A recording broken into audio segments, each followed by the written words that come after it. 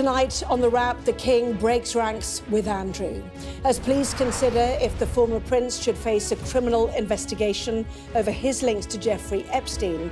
Buckingham Palace says the King is profoundly concerned and is ready to support detectives. The Prime Minister is offered a lifeline by Labour MPs after the party's Scottish leader says it's time for Starmer to go over Lord Mandelson's link to Epstein. Meanwhile, one of his supposed leadership rivals, Wes Streeting, gives Sky News his messages with Mandelson, insisting he has nothing to hide.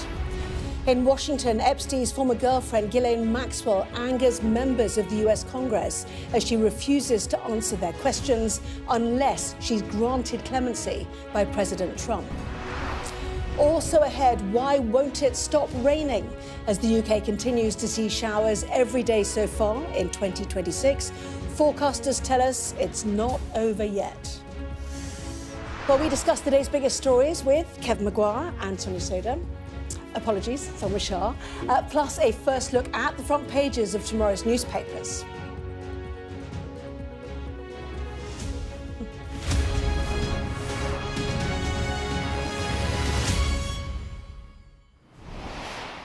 Good evening to you. Good evening, Salma and Kevin as well. Well, Jeffrey Epstein is certainly casting a long shadow over the British establishment tonight. In a moment, we will examine how the Prime Minister seems to have survived, for now at least, the most serious challenge to his authority over his decision to hire Lord Mandelson, despite his links to Epstein. But we turn first to an extraordinary intervention from Buckingham Palace over Andrew Mountbatten-Windsor's relationship with Epstein. It came after detectives confirmed they were assessing whether to begin a criminal investigation into emails suggesting that Andrew had shared confidential reports with the paedophile while a British trade envoy. Well, tonight the palace said the King was profoundly concerned and stood ready to support the police. Well, let's bring in Salma and Kevin then. Andrew being further abandoned, it seems, Kevin, by the royal family. Yeah, thrown under, a golden coach here because you've got the sex allegations and now you've got the financial allegations. And the King, who I believe has been slow to react on this, must have noticed people are beginning to heckle him, the questions are being asked, were the royals involved in some cover-up, did they turn a blind eye, did that therefore enable him? But they've taken a line here, and that was wow. I mean, that was wow, because he is putting up his brother in Norfolk in a farm. He's going to pay him for the rest of his life to live up there. He'll be able to ride his horses, shoot animals, whatever he normally does, but this is a line now with the police. I think that this is not just about the royals, but if you think about what's happening in government, this is a scandal that's engulfing the entirety of the establishment again. And this is about that broken trust, the idea that actually if you rub along and you're the upper circles, that actually nothing can touch you. And that is going to be the legacy that we live with for decades to come. OK, both of you, plenty more from you in a moment, but that statement from the palace came after another statement issued on behalf of Prince William, who was in Saudi Arabia at the government's request. Our royal correspondent Rhianna Mills has this report.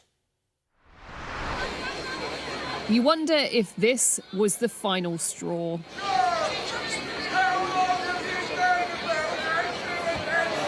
Just hours after the King was heckled again about his brother, Buckingham Palace released their statement. The King has made clear, it said, in words and through unprecedented actions, his profound concern at the allegations which continue to come to light in respect of Mr Mountbatten-Windsor's conduct. While the specific claims in question are for Mr Mountbatten-Windsor to address, if we are approached by Thames Valley Police, we stand ready to support them, as you would expect. As was previously stated, Their Majesty's thoughts and sympathies have been and remain with the victims of any and all forms of abuse. This is what it was referring to. Emails that suggest that when Andrew was a UK trade envoy, he shared information with the convicted paedophile Jeffrey Epstein. Thames Valley Police say they're now assessing that claim. There's been no response from Andrew. There's been so much speculation about whether the royal family have in any way put pressure on Andrew to talk publicly. Within this statement, they do talk about questions that maybe he has to answer, suggesting that possibly behind the scenes there have been some very difficult conversations. But ultimately what this statement says is the royal family know they cannot stay silent on this issue, and that's because it risks further damage to the wider monarchy. We'd already had another significant statement even before William arrived for this important diplomatic trip to Saudi Arabia. A palace spokesperson unexpectedly telling us the Prince and Princess have been deeply concerned by the continuing revelations. Their thoughts remain focused on the victims. Released partly in the hope that they could maybe draw attention back to his Saudi visit. It's about the way in which monarchs and royalty inhabit two different realms. One is the personal, you're an individual, you're a human being, but the other is the symbolic realm. You are representing not just yourself, you're representing your family, you're representing a constitutional dispensation, and you're representing a country, a state, and a nation. And getting all, I mean, it is fiendishly difficult to get this right. As Buckingham Palace prepared to press the button on their statement, William was rubbing shoulders with his counterpart, Crown Prince Mohammed bin Salman. An extra level of hospitality from one future king to another at what is a difficult time. In some ways, this a display of what the royal family should be about, that global reputation now being threatened by the allegations facing his own uncle. Rhiannon Mills, Sky News in Riyadh. Well, let's join Rhiannon Mills then, who is travelling with Prince William, joins us live now from Riyadh. So 2 statements then of real significance today, Rhiannon. What are we seeing here from the royal family? Oh, look, it's been just this extraordinary day. I certainly didn't expect when we were at the ambassador's residence this morning to hear a Kensington Palace spokesperson say, yep, we want to put this statement out on behalf of the Prince and Princess of Wales.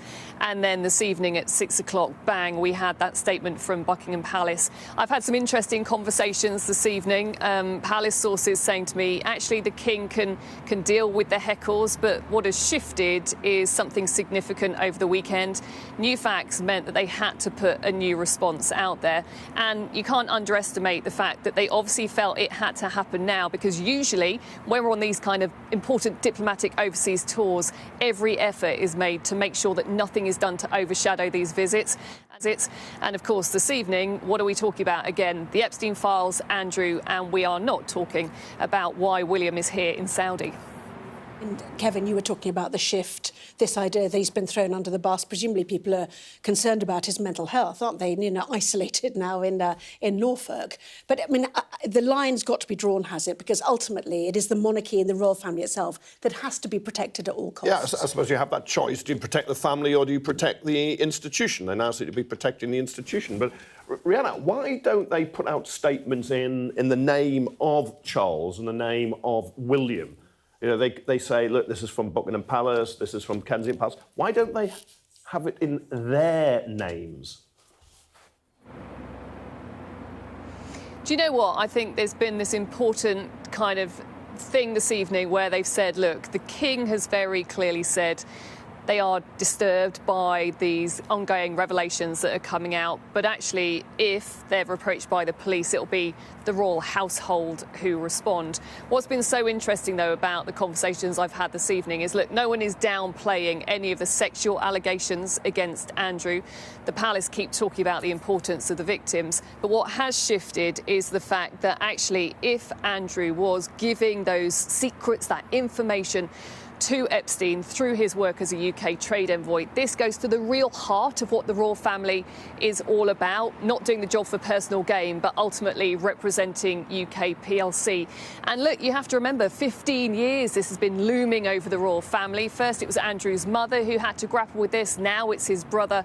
And this evening, look, we have really seen that when it comes down to it, the institution has had to come first once again. Yes, and I mean, Salma, this is interesting. We're about to come on to Mandelson and the impact on the Prime Minister. But it's once again the disappointment that information is being shared. The allegations against Andrew, as we're hearing there from Rhiannon, is the shift here. But it's the fact that you've given information to this man and who knows where he shares it with. Yeah, and the thing is, you have to take it on trust, is that once you've appointed somebody as an envoy, any privileged information that they have access to is going to be treated in the appropriate manner. There aren't checks you know, on people's emails all the time, where they're sending it, or the private conversations that they may be having. So you have to take that on trust. If that is no longer possible between two facets of the state, which is essentially the Crown and the government, then one then has to start thinking about what is the appropriate role of members of the royal family. Because let's not forget, Andrew was given this job because he was sort of floating around with nothing to do. He did his stuff on technology with Pitch at the Palace. He was given this trade envoy role. He was removed from that trade envoy role because, you know, I think there was a question mark about its impact. But to then find out, you know, insult to injury, to then find out that actually there's a trade in information is quite damaging. Yeah, just one final thought, Rhiannon. I mean, how scared are the royal family about the backwash from this? Look, I can't remember being in a situation like this where it has felt that the royal family have fully appreciated that they really have to be seen now to be on the front foot, responding to an issue that the public just simply keeps talking about. And of course, there are thousands and thousands of those documents that journalists like us are continuing to wade through. So goodness knows what else is going to come out from those Epstein files. Look, I'm told that the King is ultimately hoping that through this statement he is showing some robust leadership during what is a really challenging time for the family. They are hoping that they are showing that they are socially engaged, they are listening, but there is no doubt that reputationally this is really difficult for the monarchy. They can't be seen to be burying their heads in the sand, and there will, I think, continue to be questions about, look, are they putting enough pressure on Andrew to come forward and talk? Because ultimately, that's what the victims want him to do. They want him to share much more about at least what he saw and what he knew about his time with Epstein. Look, it's just going to continue to run this one.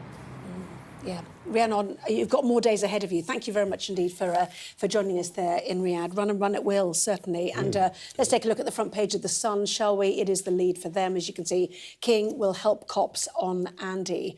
Profound concern expressed over those links with Jeffrey Epstein. Full look at the front pages for you coming up at 10:30. Well, the Prime Minister does not appear in the Epstein files, of course, but nonetheless, their publication has caused the most serious challenge yet to his authority. Today, Labour's leader in Scotland said failures in Downing Street over the decision to hire Lord Mandelson, despite his links to Epstein, meant that the Prime Minister had to go. But Sir Keir Starmer was thrown a political lifeline, first by his cabinet and then tonight by the party's MPs, who applauded him as he arrived to address them. He told them he was not prepared to walk away, but does the PM now have enough support to hold on to power? Let's hear now from our political editor, Beth Rigby. The distraction needs to end and the leadership in Downing Street has to change. Take that in. Labour's Scottish leader calling time on Keir Starmer. Anas Sarwar, the first senior figure to break cover, plunging the Prime Minister into the greatest moment of jeopardy yet. The situation in Downing Street is not good enough. There have been too many mistakes. They promised they were going to be different, but too much has happened. I need to decide what I'm willing to accept and what I'm willing to tolerate. Thank you. Starmer in number 10, now intolerable for Anas Sarwar. This a body blow for a Prime Minister already reeling from the departure of his Chief of Staff, Morgan McSweeney, on Sunday, and his Head of Communications, Tim Allen, shortly before Sarwar broke ranks. With number 10 in Freefall, this moment could have marked the end for Starmer. But he was thrown a lifeline by a cabinet in no mood now for a coup. An hour after Sarwar called for Starmer to resign, the entire cabinet had endorsed him to stay in a flurry of tweets signalling their support. Would-be leadership contenders also rowing in behind Starmer. Angela Rayner tweeting, "I urge all my colleagues to come together, remember our values and put them into practice as a team. The PM has my full support." Wes Streeting also reluctant to call time on Starmer. Does Keir Starmer need to resign? No, let's give Keir, just give Keir that chance. Let him set out how he's going to lead us forward. The Health Secretary also trying to give himself a chance at any future tilt at the Labour leadership, deciding to publish his last 6 months of correspondence with Peter Mandelson and telling me he has nothing to hide. I've got these messages here. There is a lot of genuine intimacy here and friendship. You know, Wes to you, to Peter, great pitch, lovely photos in the time. Peter sends you a kiss. Well done on the BBC, very good kiss. Are you planning to visit the US this year? You hope so, exclamation mark, kiss. Are you embarrassed by that? I mean, that's quite an intimate friendship, isn't it? Like, do I resile from friendship with Peter Mandelson? Yes, absolutely, given his behaviour and what he's done. Do I resile from those messages? No. How embarrassed are you by these WhatsApps between you and him? I'm embarrassed to have known Peter Mandelson. There are plenty more in the party not just embarrassed, but angry that Mandelson was let back in. What this has been, Beth, is unfortunately a centuries-long story that the voices of women and girls were, ignored by a few rich and powerful men who felt they could act with impunity. It feels like number 10 is in freefall. Can the Prime Minister survive? Yes. You really believe that? I believe he can and he should. But I do believe that we need to steady the ship, but we also need to change course, because the public wants to see change in the country. They want a government and a party that they can trust, that they believe we need to clean up politics, that they believe that violence against women and girls is unacceptable. And I believe the Prime Minister should be given the space to make sure that it's not just his words, but the action. I cannot overstate to you how pivotal today has been. Had some in the Cabinet decided not to back Starmer, well, he would have faced a leadership challenge or perhaps been forced to resign. That didn't happen, but he is badly, perhaps fatally wounded from all of this. But with no one in the Cabinet going in for the kill at the moment, well, that means that Starmer can at least try to battle on. Prime Minister, your message to the country tonight? His cabinet and party now in control, and Starmer's work cut out to persuade them to let him stay. A Prime Minister grateful for the reprieve, but under no illusions it may not last. Beth Rigby, Sky News, Westminster. Well, our chief political correspondent, John Craig, joins us, having been outside Committee Room 14 a little earlier. John, stay there. I just want to ask Kevin, a rollercoaster kind of day. How safe is Starmer now, and for how long? Feels like a stay of execution, actually. Anna Sarwar was a lone ranger. There wasn't a coordinated attempt there. I think those statements from the Cabinet, which are just required, everybody just puts their name to it, they're not really very meaningful in the long run. And as for John's been in many PLP meetings, the whips are very good at organising them to make sure it's all the loyalists are in there to go hey and cheer and stand up and applaud. The Conservatives would do it at the 1922 committee, have them all banging desks, and then the moment they're out, they're all grumbling about the leader. So, no, I think it's a stay of execution. Yes, well, before we get to Committee Room 14, should we do the chronology of the day? We had Morgan McSweeney yesterday. First thing we had Tim Allen, who posted about, being on the golf course. So he was out. He's the executive director of... He's a very keen golfer. That makes it all right. That makes it okay. So that's another director of comms who's gone, effectively. Yeah. Then, of course, Anna Sarwar came out. Now, he's spitting because Labour was riding high after the general election. They gained, what was it, John? 36 seats. They won 37, an increase of 36 over a previous election. Yeah, in Scotland. Yeah. And then suddenly, where are they now? They're in third place, aren't they? The SNP's on 35%, Reform's on 19%, Labour's on 18%. And, the SNP were on the floor last time. They went from 48 seats to 9 at the general election. It's been a very swift reversal of fortune for Labour in Scotland. Yeah, and Kevin and I were just talking about this earlier, that is the Sarwar sort of logic to actually do some self-preservation? And it's not a coordinated attack with others. It actually is just to separate the Labour brand away from Westminster. And I think the two main parties, both Labour and Conservative, have always had a hard time trying to sort of create this a pocket for themselves within Scotland against the SNP. So the contamination effect of what happens in Westminster is very real for someone like Anna Sarwar, as you've just pointed out with those polls. Whether this is the right tactic and right strategy remains to be seen, because actually does it expose his own ineffectiveness as leader of the Scottish Labour, because obviously Keir Starmer does have the stay of execution. Well, that takes us to the Cabinet. First, David Lammy, first out of the blocks. The reports were that he was possibly, went into the Cabinet office and started, being on the phones, trying to drum up support from other Cabinet members, who then did troop in to Committee Room 14. So what happened, and how genuine was the support for the Prime Minister? It was packed. I don't think I've ever seen the PLP quite so packed. You had the grandees from the Blair years, like Blunkett and John Reid were there. I haven't seen John Reid at a PLP for a while. Neil Kinnock was there, former leader. And there was one MP, Clive Lewis, he said a lot of people have been persuaded to turn up to Little Bighorn. Now, I think Little Bighorn was all about Custer's last stand, was it? Yeah, now, I'm not sure this is the Prime Minister's last stand, but it was absolutely packed. He took 44 questions, which I don't know if it's a record, but normally it's about a dozen or something like that. And he was quite defiant. I mean, he had a face like thunder when he arrived, actually. I mean, there was no hello, nice to see you and all that you normally get from a party leader, either the PLP or the 22. He didn't say a word. He went straight in there. To be fair, there was the ritual applause, the cheering, and apparently it was a standing ovation. But as you say, the whips orchestrate all this. I always think the banging of desks is entirely for our benefit in the corridor. But he certainly did come out fighting and make a few admissions getting things wrong.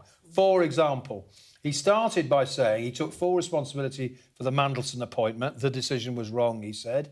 He talked about Morgan McSweeney. Then he admitted relations with the Parliamentary Labour Party haven't been open or inclusive enough. And he said turning in on ourselves is turning in on the country. He talked about fighting to change the Crown Prosecution Service. He claimed he'd won every fight he'd ever been in. And then he talked about taking the fight to reform. As long as I've breath in my body, I'll be in this fight. So, yes, he came out fighting. He looked in a bad temper when he turned up. He's probably done enough to, as you say, stay of execution. He's bought himself some more time. I sense, just talking to loads of Labour MPs today, they just do not want the sort of regular leadership contest that the Tories had in recent years. They think it'll look terrible while they're in government. So they don't want to have a battle now, but I think they've only postponed it today. Well, this is about the paper trail, isn't it, really, what we're seeing here? First, the Epstein files themselves, then whatever's going to be released about the communication with Mandelson over his appointment, and then, of course, Wes Streeting, who, to Beth Rigby, gave his emails, which included questions with Lord Peter Mandelson that the government had no growth strategy, and questioning whether he was toast at the next election. I fear we're in big trouble here, and am I toast at the next election? He only has a wafer-thin majority of 528. This is still the actions of a man who wants to challenge at some point, is it not? Yeah, absolutely. And, clearly he thought he was in a safe space talking to somebody who's part of the Labour family, who was a huge figure when Wes Streeting was probably doing student politics. So I can absolutely understand... And US President. Yeah, that mentor-mentee sort of dynamic. And you do have that in politics. It's not sort of unknown. But I also find it kind of strange that he is going out there as if he's seeking this counsel from Lord Mandelson to then come out, release these messages and say, I absolutely want nothing to do with this person ever again, without even a hint of sort of contrition. I understand why he's done that, but it feels slightly disingenuous because clearly he did look up to Peter Mandelson. This exchange shows that as well. So I think he is extremely tarnished. And if 2 weeks ago you were talking about the possibility of a Wes Streeting coronation in the Labour Party if Starmer should fall, that's very far away. He's revealed two weaknesses. One is he thinks he's going to lose his seat.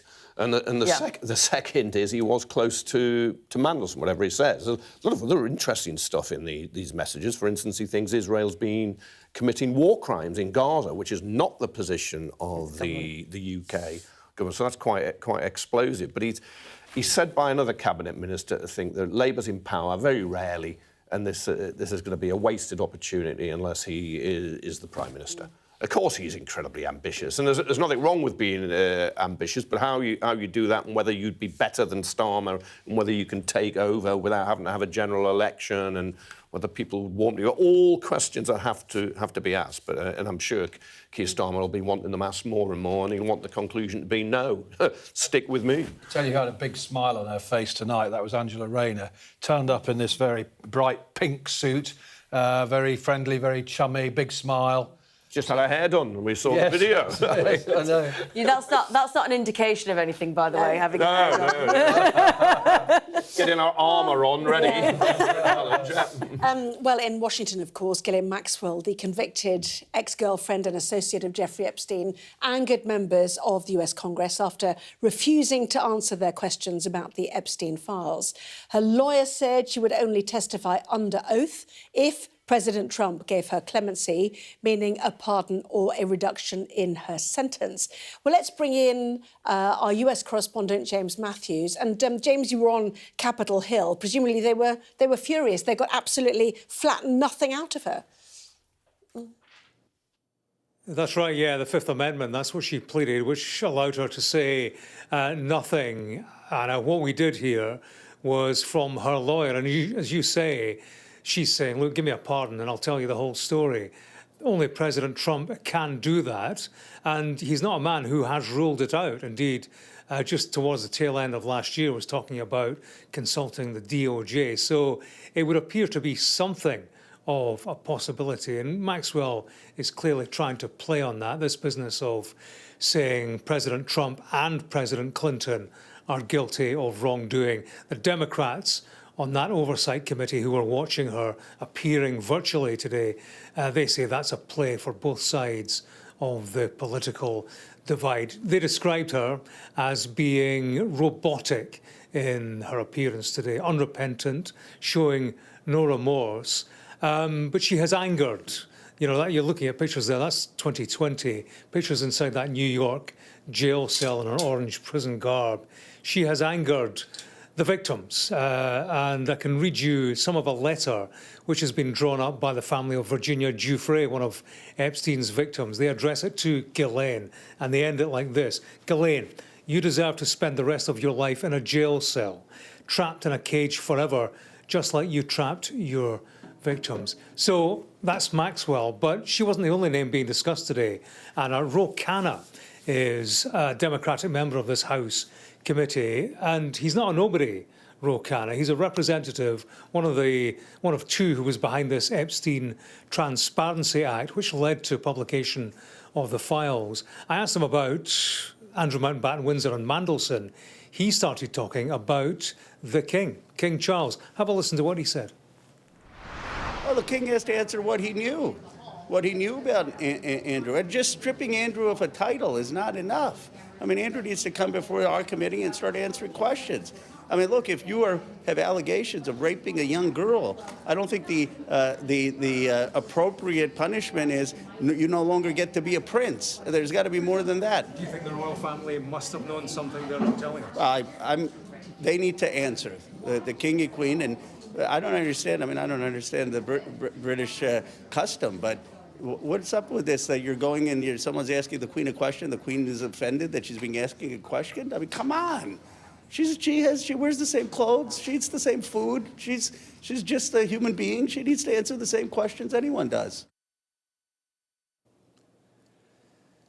There you go, and he said to me, maybe this will be the end of the British monarchy. I mean, clearly that might be, you might be reaching too far on that one, but that's where the conversation is with regard to the royal family here. They will not want to hear that in Buckingham Palace, bearing in mind that the King, well, he has a state visit here in just a couple of months.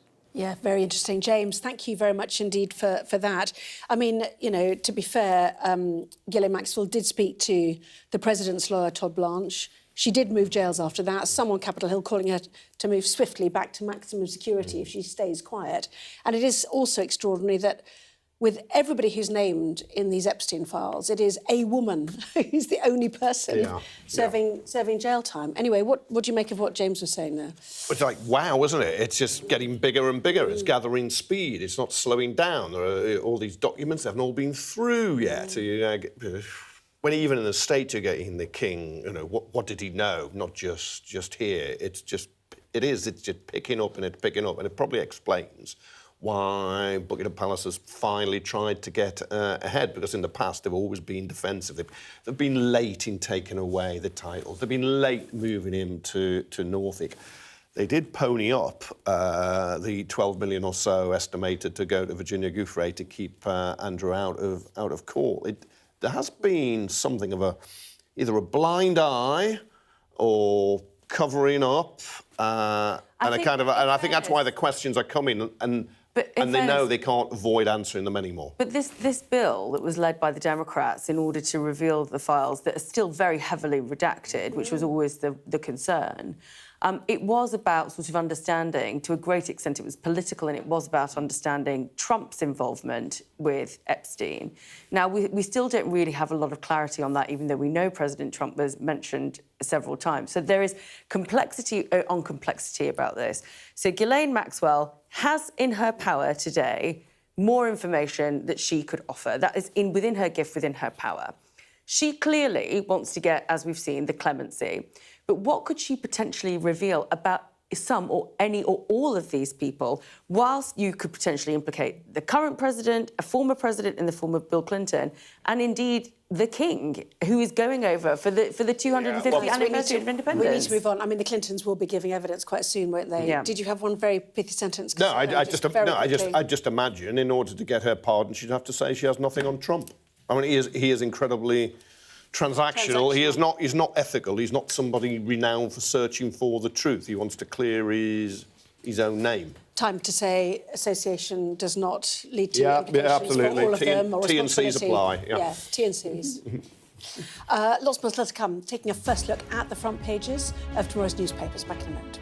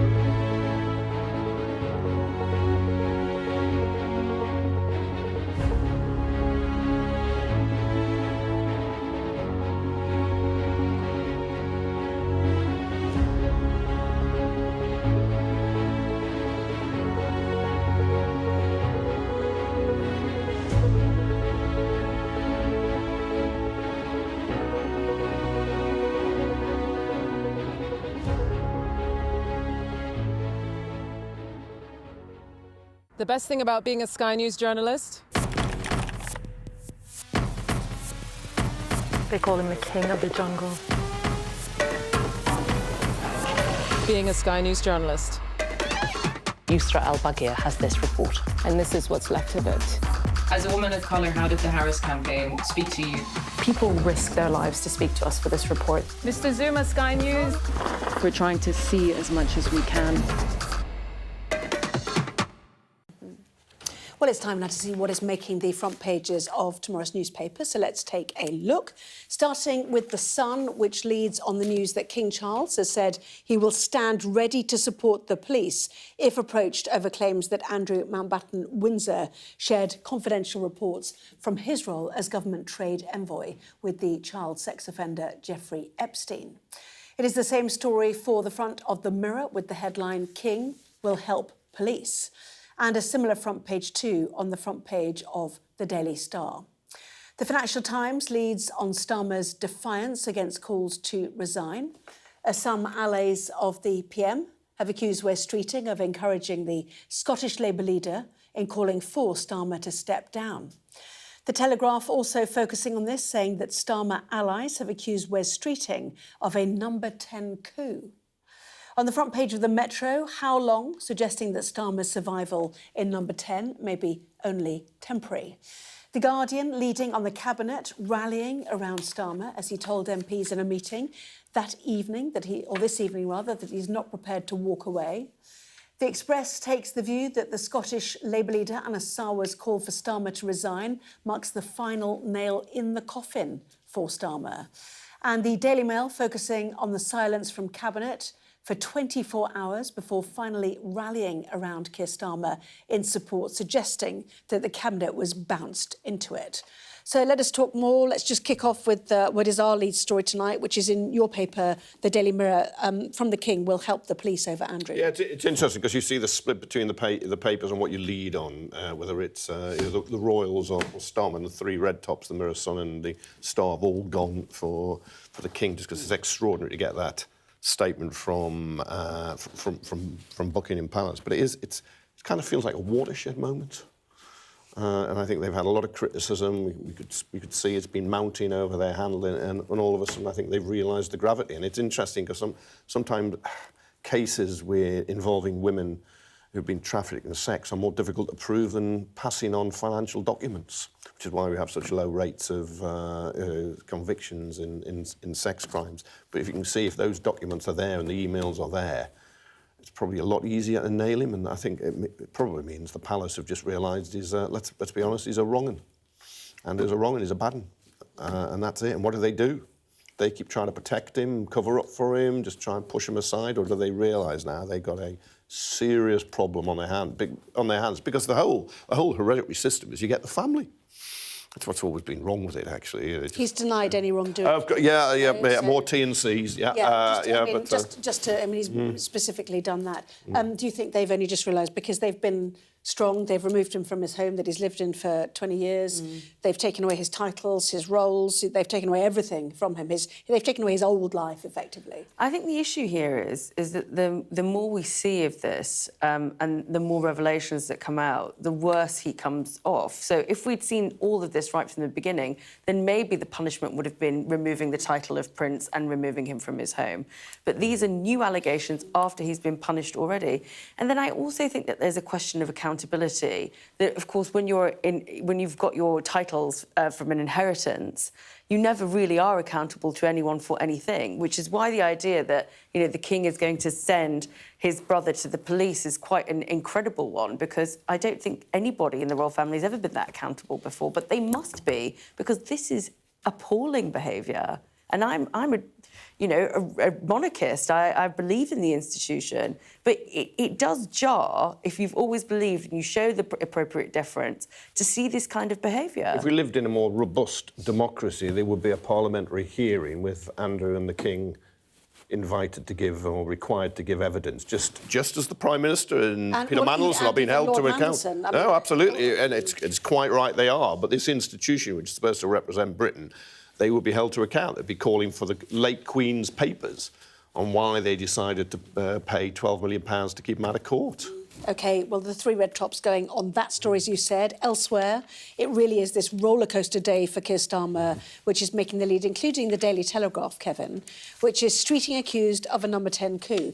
Did Anna Sarwar go alone? Yeah. Was he told that anybody was going to support him from the Westminster Cabinet? Yeah, we seem to have no evidence of that at the moment, but some allies of the Prime Minister are quoted as saying West Streeting was involved. West Streeting's people in turn say that's absolutely not true. I think if Anna Sarwar went and he thought he had, whether it was the mayors, whether it was cabinet ministers or whoever lined up and they then didn't follow him, I'm sure he'd be shouting from the rooftops now, and that hasn't happened. Well, the Daily Mail suggesting that the Cabinet were bounced into giving the PM a stay of execution. Do you think they got together? Do you think there were private conversations about how they would respond collectively, or were the phones bashed in order to elicit the social media responses?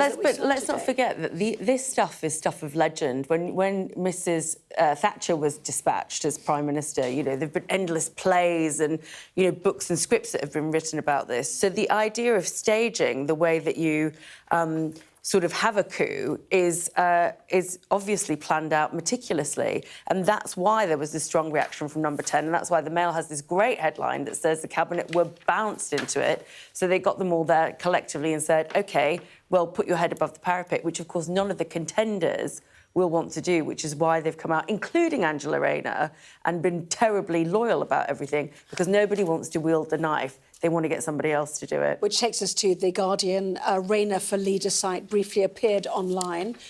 This is the Guardian story. I mean, it could have been anyone, to be fair, couldn't it? Well, an unfinished website claiming to launch Angela Rayner's leadership campaign. That is that's exactly what Rayner's camp say. Look, it might be a false flag. It's not us. Absolutely, categorically deny it. And of course, if you wanted to create division, you would be setting up these sites and saying, oh, here we go, there'll be a West Streeting for Leader next. But at the same time, if you were planning, you would also quite logically and sensibly be getting these sites, but you'd be keeping them under wraps until you need them. But let's not forget, I mean, like, it's obvious that there's manoeuvring and stuff. I think it's it's a little bit ridiculous to be like, oh, that's not our website. Yeah, so what happened today, just very quickly then, are none of the challengers ready? Is that what this fundamentally comes down to? Right, so all the challengers have been garnering support for a long time. So you'll hear reports saying that, you know, West Streeting definitely has 80 MPs supporting him.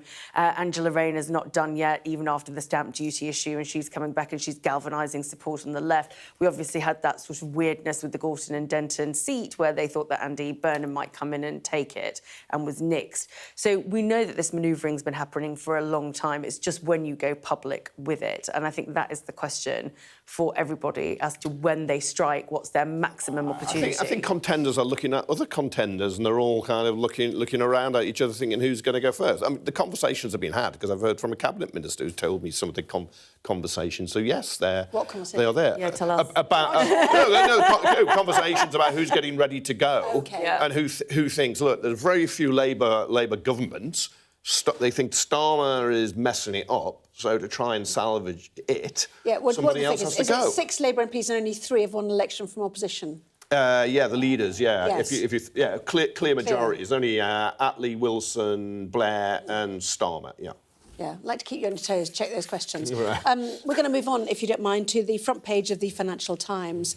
A picture there of Jimmy Lai, the billionaire media tycoon, staunch critic of China, democracy campaigner sentenced to 20 years in prison for supporting the pro-democracy movement that rocked Hong Kong. And Salma, you could suggest that, you know, Keir Starmer's just gone to Beijing. Yes.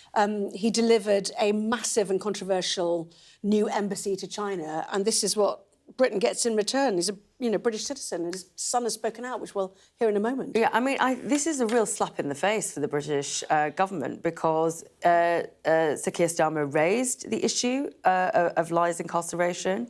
It's not just tantamount to a life sentence of 20 years. This is an elderly British citizen who's going to be put in a jail for we don't know how long. We don't know if there's any diplomatic efforts being secured to try and release him or to try and grant him some clemency. And I think think having come back and having mentioned it to President Xi, I think it's pretty amazing that he's now been given this sentence and there doesn't seem to be any response because we're so busy, you know, navel-gazing here instead of protecting one of our own people. Hold your thought, because his son Sebastian spoke earlier to Wilfred, called it a death sentence, effectively. Let's listen in. I think if more isn't done to fight for his release, he will very likely die in prison. He's got heart issues, he's got diabetes. The last 5 years, he's been kept in solitary confinement. I mean, these are inhumane conditions for any prisoner. Yeah, I haven't seen my father in the last 5 years. I hear how his health has deteriorated only through other people, how he's lost 10 kilos over the last year alone. And it's incredibly heartbreaking, but it's kind of these bittersweet moments where you know that though his health is failing him, his spirit and his faith is still strong, and he's still holding on. And Donald, as the FT report, Donald Trump said in the 2024 US presidential election he would make his freedom also one of his priorities. Now, the Foreign Secretary, Yvette Cooper, also uses that term. Look, 20 years is really tantamount to a death sentence. The Foreign Office and the Prime Minister now have a serious big job on their hands to get him free, and the Chinese will make Britain sweat. Mm. OK, to the Telegraph now. Do you remember the budget? The furore over it released slightly earlier. The suggestion was that it had been accessed 43 times. Turns out it was actually accessed nearly 25,000 times. It's just like a little bit secret going out there. A bit like Rachel Reeves' figures, this, isn't it? rather out. But there is something very serious about this because in the time lag, 25,000 people, probably all financial analysts, probably, or many of them, people who are very interested in what the budget actually means for business, you know, we need to be sure that there weren't any kind of like trades or anything that was untoward that happened in that period bound as well. To have been. Absolutely bound to have been. Who needs to send memos to Jeffrey Epstein when you can just get on the Office for Budget Responsibility website earlier and find out the budget's been published? Yes, let's talk about another embassy. This is the US Embassy, which is denying top executives visas over petty offences going back, Salma, to the 1970s. Yeah, this is causing a lot of consternation for people because the kinds of people that you would expect, lawyers, big executives, top executives, that wouldn't normally have this kind of threshold. I mean, you know, if you've got something that's gone back to the 1970s, usually you would grant something, but this is really about the US crackdown around visas and perhaps a precursor to what we're going to see when the World Cup is hosted there and the kinds of sort of things you're going to be allowed to go in on. I mean, look, anybody who's had to travel to the US, you'll know that their visa restrictions are pretty hard. The questionnaires are pretty tough. It's already been quite difficult to get in. But this is not the usual cohort that you would expect to deal with this level of friction. So it is going to be interesting to see what happens when they have a big sporting event on, and also how people are going to feel about that now. And it's ahead of proposed social media checks to see whether you've been unpleasant about Would you Donald be able Trump. to travel? No, I think no, I don't think I'll be going there any time soon. Just to remind again, of course, the $5 million he had to pay the woman who he's found to sexually abused Trump, and then You're getting us all in trouble. There we are. Yeah, but never. No, I mean, he lost his appeal. But flights are way down. Yeah. You can get some very good deals if you can somehow get into the States now because people don't want to go. Trump's frightening people away. Yeah, we'll return to the newspapers a bit later on, but also ahead, why won't it stop raining? Do you find yourself asking that? We'll hear from the forecasters about the prospects. Back in a moment.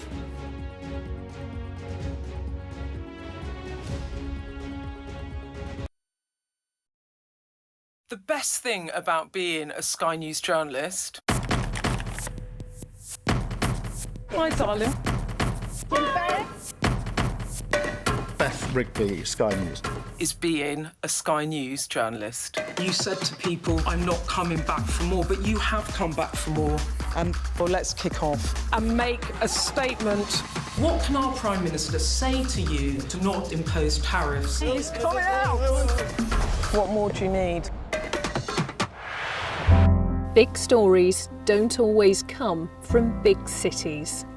I'm Lisa Dowd and I'm Sky's Midlands correspondent. You are not getting in this elevator, OK?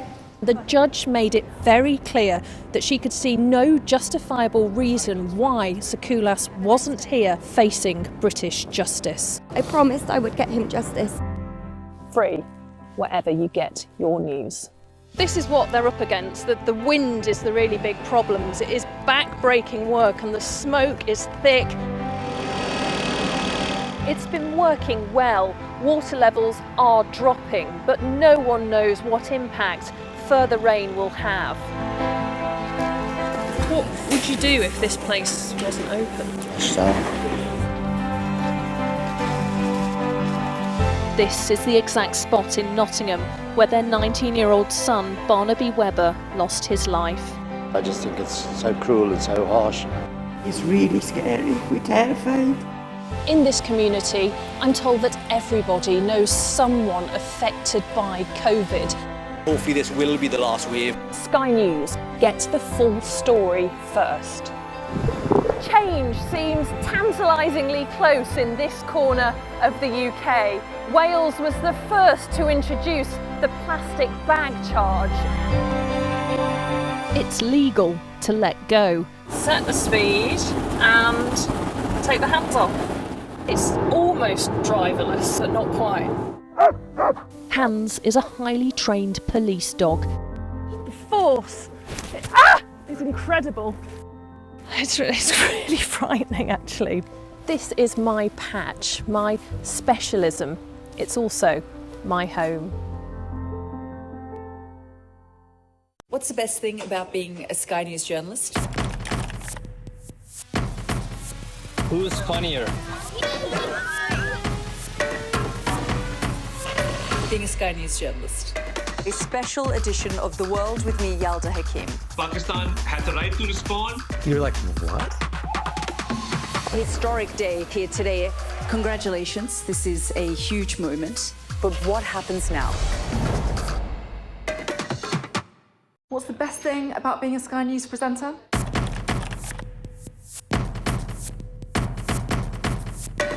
We've done the work and the reading, so you don't have to. Being a Sky News presenter. Hello and welcome. Westminster, the heart of British politics. I'm so sorry about what happened to you. So what on earth is going on? It's not true. Can I tell you what I think? It's really unusual. Mornings with Richard and Frost. Let's crack on. Let's get started. Now, there's no other way to say it, or say it even. I can't say that. When will it stop raining? Last week, Reading hit 25 straight days of rain. Parts of the UK are facing the highest levels of rain since records began. And to top it off, we're now told it's sticking around for at least another 10 days. Well, on the UK Tonight programme, Sarah Jane Mee asked the experts why it's been so wet and could we have been better prepared? So what we've seen this year is a blocking high pressure system, so that's settled air. And unfortunately for us, it's over northeastern Europe. And this means that we have wet weather coming up across the Atlantic, but then also coming up over the eastern part of the UK and the southwest of the UK. And this is the places that have seen the wettest weather. This weather pattern, you know, is going to come around again. This seems to be more and more the norm, doesn't it? What kind of support is there for people? Are local councils as prepared as they should be in terms of helping these communities?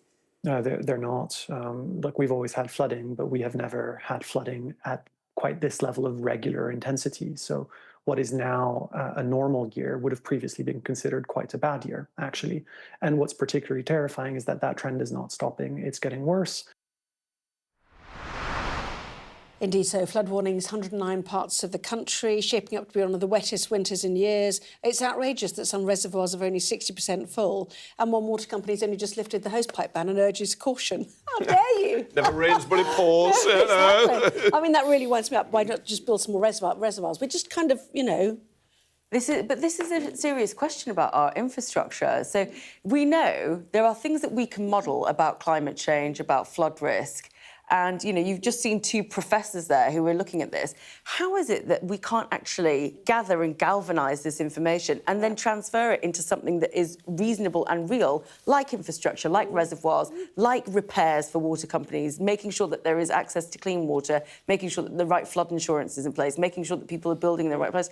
Honestly, it's beyond me sometimes. It's not just You sound like a socialist comrade. Getting no, I think the private market should help, unlike you stated. The market has failed in privatised water. No, the regulators have failed as well. So let's be clear about that. The local authorities can't keep up with the potholes being washed away with the rain. Trees around me are falling over because they're in standing water and starved of water. But this was the prediction for our weather: dry summers, wet winters, which is exactly what we've had over the last 12 months. Well, it's extremes. Climate change will produce extremes, so you've got to deal with it. Yeah, we have to try adapt. and stop creating the climate change and then deal with the impact. Yeah, I think it's time to do Eurovision, where you have a drink every time you hear the word rain. So shall we see? You're looking happy. Well, the forecast looks good. So you've sorted the travel insurance then? All Clear Travel Insurance sponsors Sky News Weather. I probably didn't give you enough notice to get your glass. Anyway, there'll be further potentially disruptive rain this week, and it'll turn colder towards the weekend, with wintry hazards possible. It'll be a mostly mild, rather murky start tomorrow, with prolonged rain over central Scotland and the southwest of Ireland, and a few mostly light and patchy outbreaks elsewhere. Scotland looks like staying mainly overcast and wet. Doesn't count, Salma, I know you're trying. Through the morning, while central Ireland and southwestern Britain will see rain moving in, with brighter skies following to the southwest. Most other places will remain mainly dry and rather grey, but it will be mild and breezy. Northern Ireland, northern, central and southeast England will turn wet later, while the southwest will see heavy and in places thundery showers moving in. We're not sure if that counts or not. No. Wednesday will bring widespread showers and some more prolonged rain to northern and especially northeastern parts and to the far south later on. All Clear Travel Insurance proudly sponsors Sky News Weather. Yeah. 4 or 5. You're staying hydrated. You heard quite a lot there. I'm going to have to pop out for a week. The best thing about being a Sky News journalist? I'm going to take you behind the scenes here for Election Night Live. They have gone up and up. Being a Sky News journalist. Ed Conway. Sky News, is anyone going to talk to us? Mortgage rates did go up very sharply during your time in office. Here it is. First off, just the scale of what we're looking at. Our data shows it's been happening. Question is, why it hasn't been stopped. The best thing about being a Sky News journalist? They call him the king of the jungle. Being a Sky News journalist. Yusra Al-Baghir has this report. And this is what's left of it. As a woman of colour, how did the Harris campaign speak to you? People risk their lives to speak to us for this report. Mr. Zuma, Sky News. We're trying to see as much as we can.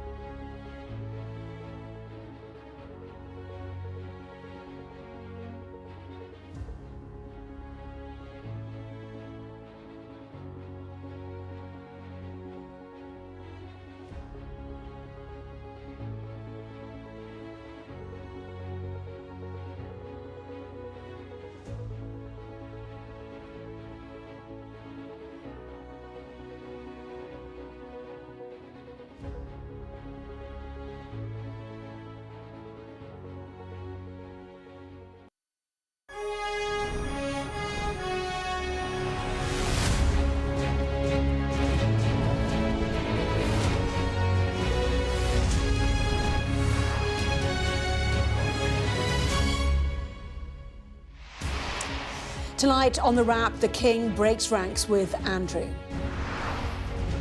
As police consider if the former prince should face a criminal investigation over his links to Jeffrey Epstein, Buckingham Palace says the King is profoundly concerned and is ready to support detectives. The Prime Minister is offered a lifeline by Labour MPs after the party's Scottish leader says it's time for Starmer to go over Lord Mandelson's links to Epstein. Meanwhile, one of his supposed leadership rivals, Wes Streeting, gives Sky News his messages with Mandelson, insisting he has nothing to hide. Also tonight, the US TV host Savannah Guthrie makes a fresh appeal for help to find her mother Nancy, saying her family is in an hour of desperation over fears of a kidnapped. Plus, the face of a vampire. Archaeologists rebuild the identity of a man beheaded more than 400 years ago to prevent him rising from the dead. Well, we discuss the day's biggest stories with Kevin Maguire and Salma Shah. Plus a first look at the front pages of tomorrow's newspapers.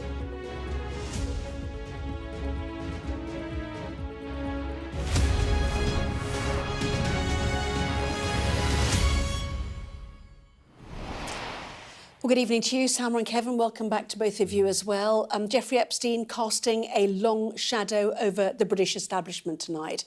In a moment, we'll hear how the Prime Minister seems to have survived, for now at least, the most serious challenge to his authority over his decision to hire Lord Mandelson, despite his links to Epstein. But first, we turn to an extraordinary intervention from Buckingham Palace over Andrew Mountbatten Windsor's relationship with Epstein. It came after detectives confirmed they were assessing whether to begin a criminal investigation into emails suggesting Andrew shared confidential reports with the paedophile. Salma, what do you make of this development then? Well, you said it right there. This is about the establishment finally having to be accountable. And this is about those institutions that we place our trust in actually revealing themselves to be, in some cases, a little bit rotten. So I do think that it's important for Buckingham Palace to stand up and make sure that they are above reproach. A line being drawn, your view? I think Charles has finally woken up to the danger to the institution, the monarchy itself. So he's thrown his brother under a state coach. OK. Well, tonight we had this then from the Palace. Let's take a look at their statement. The King has made clear in words and through unprecedented actions his profound concern at allegations which continue to come to light in respect of Mr Mountbatten Windsor's conduct.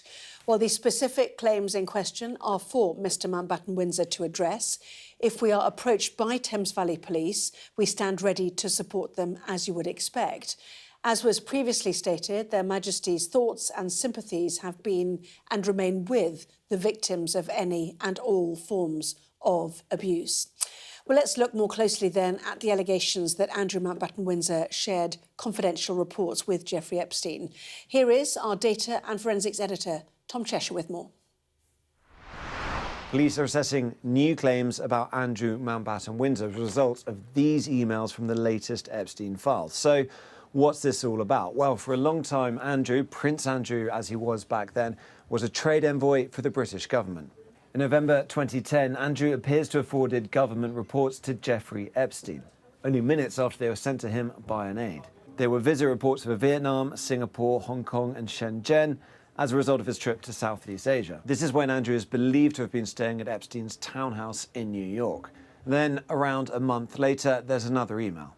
This is an email sent by Andrew to Jeffrey Epstein, and he attaches what he says is a confidential brief about international investment opportunities in Helmand Province in Afghanistan. He writes, "I am going to offer this elsewhere in my network, including Abu Dhabi, but would be very interested in your comments, views or ideas as to whom I could also usefully show this to attract some interest." Andrew was forced to step down as a trade envoy in 2011, mainly as a result of his continuing relationship with Jeffrey Epstein, who'd be convicted in 2008 for soliciting child prostitution. The Thames Valley Police have said they're looking into these new claims. We can confirm receipt of this report and are assessing the information in line with our established procedures. Andrew denies wrongdoing, and we don't know how sensitive, how confidential these documents were. But it's worth bearing in mind that Peter Mandelson had to resign from the House of Lords and is facing a police investigation because of claims that he passed on government information to Jeffrey Epstein. The Prince and Princess of Wales put out a statement saying they were deeply concerned by the ongoing revelations as the Prince made a trip to Saudi Arabia. Now, they might have been worried about the embarrassment, but it just shows how vast Jeffrey Epstein's network was, how far it spread. The Saudi Arabia is in these files too, specifically its Crown Prince and de facto ruler, Mohammed bin Salman. This is a photo from the latest release of Epstein and MBS, as he's commonly referred to.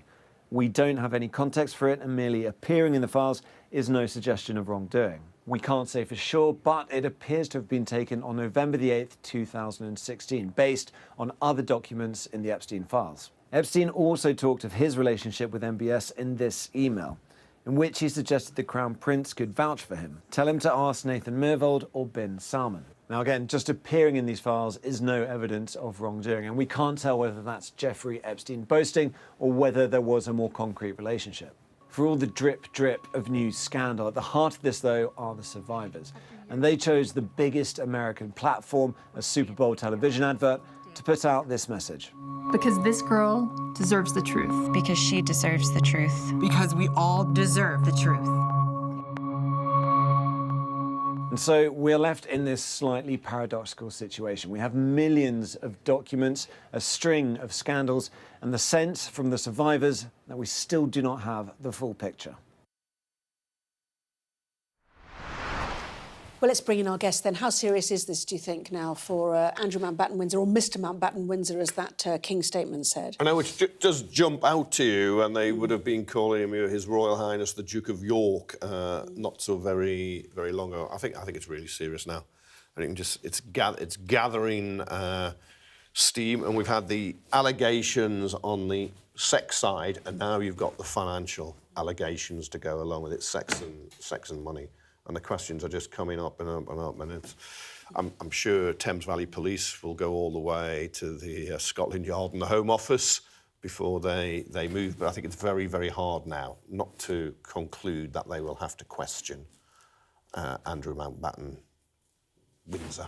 Well, there's a new poll. Yes, Mr. Indeed. A new poll is out, in fact, in the last 7 minutes at 11, conducted by the anti-monarchy group Republic, to be fair, but it found support for the monarchy has fallen to 45% amid the ongoing Epstein scandal. The research conducted with Savanta shows a fall of 3% over 4 months. I mean, 3%, you know, but nonetheless, the pressure, the effect of tarnishing the royal family.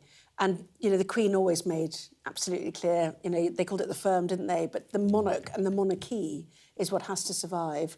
The royal family is, in a sense, you know, extra to that at times, isn't it? No, absolutely. And this is the thing when you have a structure. I mean, anybody who's been involved in family businesses will know that this is a complex environment, but also when you're dealing with things that, you know, Andrew Mountbatten-Windsor would have been, like, you know, trade deals and trade information, it's even more complex because that trust that you need to have in that institution has to be absolute.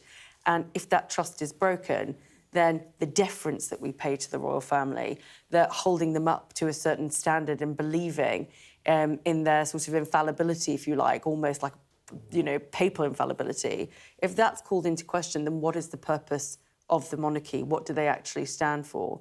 And I think this is a bigger crisis for the royal family than actually perhaps they've even realised at this point. Because you're right, the statements say everything. You know, if Thames Valley Police come and talk to us about it, we're very happy to tell them what we know. But how would they know anything at this point about what had happened in his trade envoy role? Yeah, just while you're talking, actually, these are, you know, once again being heckled. I mean, it is an individual, the crowd, they're booing that individual. That individual, we don't know, might be a Republic supporter or a Republican. But the point is, they sense it now from crowds, even if it is an individual. But there is a change. I think that change was always going to come after the late Queen passed away, because there was a respect and fondness for her, although she had some periods of when she was less popular. When, for instance, the post-Diana, the Windsor fire, when we were expecting us to pay for it rather than herself. But I think the mood is changing, and I suspect the palace is finally waking up to that. Well, I mean, you said earlier that the red tops are all leading on this. There's the Sun. King will help cops on Andy. Talking about the profound concern as well, Salma, over Epstein links. The Mirror, your paper as well, has done it, and the Star as well. There we go. King will help the police. Just quickly from you, is that because royal stories still sell, even though people are absolutely fascinated, right. Good and bad. I always remember the Mirror did the cost of Harry and Meghan's wedding, and it was enormous, and people were up in arms with the cost of redeveloping Buckingham Palace and so on. And on something like this, it's got Indian rubber issues, though. To be fair, sorry, it's got rubber issues that date back from anyway. Yeah, well, anyway, yeah, no. What are you, a structural engineer? An old building for an old family. Anyway, there was some outrage during an austerity period, so much was being spent on that. But no, people expect higher standards.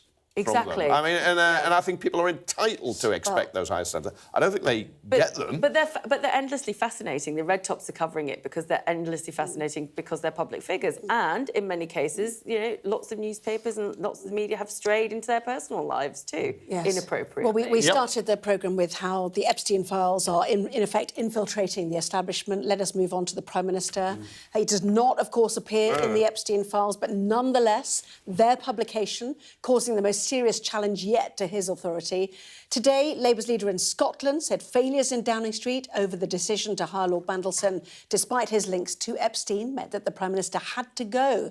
Sir Keir Starmer, though, was thrown a political lifeline, first by his cabinet and then by his party's MPs tonight, when they applauded him as he arrived to address them in the wake of the most serious challenge yet then to his authority. He told them he was not prepared to walk away, but does the PM now have enough support to hold on to power? Let's listen to our political editor, Beth Rigby. The distraction needs to end, and the leadership in Downing Street has to change. Take that in. Labour's Scottish leader calling time on Keir Starmer. Anas Sarwar, the first senior figure to break cover, plunging the Prime Minister into the greatest moment of jeopardy yet. The situation in Downing Street is not good enough. There have been too many mistakes. They promised they were going to be different, but too much has happened. I need to decide what I'm willing to accept and what I'm willing to tolerate. Thank you. Starmer in number 10, now intolerable for Anas Sarwar. This a body blow for a Prime Minister already reeling from the departure of his Chief of Staff, Morgan McSweeney, on Sunday, and his Head of Communications, Tim Allen, shortly before Sarwar broke ranks. With number 10 in freefall, this moment could have marked the end for Starmer. But he was thrown a lifeline by a cabinet in no mood now for a coup. An hour after Sarwar called for Starmer to resign, the entire cabinet had endorsed him to stay in a flurry of tweets signalling their support. Would-be leadership contenders also rowing in behind Starmer. Angela Rayner tweeting, "I urge all my colleagues to come together, remember our values and put them into practice as a team. The PM has my full support." Wes Streeting also reluctant to call time on Starmer. Does Keir Starmer need to resign? No, let's give Keir, just give Keir that chance. Let him set out how he's going to lead us forward. The Health Secretary also trying to give himself a chance at any future tilt at the Labour leadership, deciding to publish his last 6 months of correspondence with Peter Mandelson and telling me he has nothing to hide. I've got these messages here. There is a lot of genuine intimacy here and friendship. Wes to you, to Peter, great pitch, lovely photos in the time Peter sends you a kiss. Well done on the BBC, very good kiss. Are you planning to visit the US this year? You hope so, ! Kiss. Are you embarrassed by that? I mean, that's quite an intimate friendship, isn't it? Do I resile from friendship with Peter Mandelson? Yes, absolutely, given his behaviour and what he's done. Do I resile from those messages? No. How embarrassed are you by these WhatsApps between you and him? I'm embarrassed to have known Peter Mandelson. There are plenty more in the party not just embarrassed, but angry that Mandelson was let back in. What this has been, Beth, is unfortunately a centuries-long story that the voices of women and girls were, ignored by a few rich and powerful men who felt they could act with impunity. It feels like number 10 is in freefall. Can the Prime Minister survive? Yes. You really believe that? I believe he can and he should, but I do believe that we need to steady the ship, but we also need to change course, because the public wants to see change in the country.